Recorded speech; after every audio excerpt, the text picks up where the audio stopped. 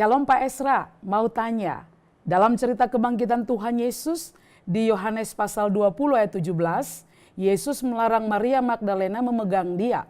Tetapi kepada Thomas dalam ayat 27 malahan menyuruh Thomas menyentuhnya.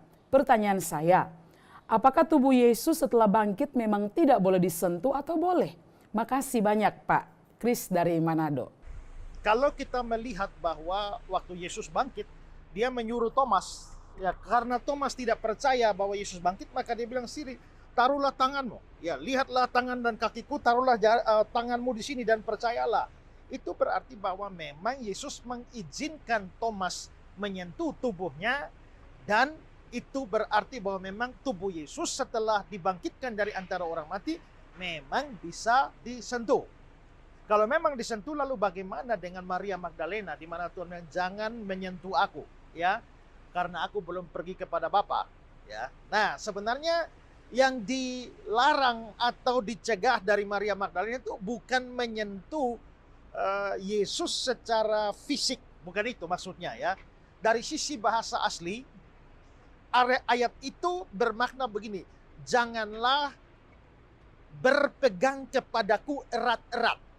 Nah, dari sisi bahasa asli artinya begitu.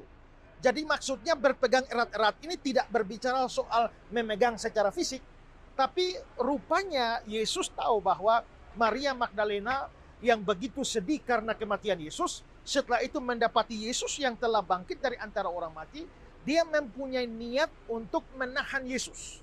Ya, biarlah Yesus jangan kemana-mana lagi. Yesus yang telah bangkit, biarlah tetap bersama-sama dengan dia dan jangan kemana-mana lagi. Jadi memegang erat-erat di situ bukan memegang secara fisik, tapi maksudnya menahan dia di bumi ini.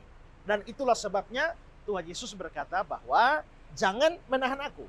Ya, karena aku harus pergi. Jangan menyentuh aku, karena aku harus pergi kepada Bapakku dan Bapamu, Allahmu dan Allahku. Ya. Nah, jadi itu maknanya. Jadi sebenarnya tubuh Yesus pasca kebangkitan boleh saja disentuh secara fisik.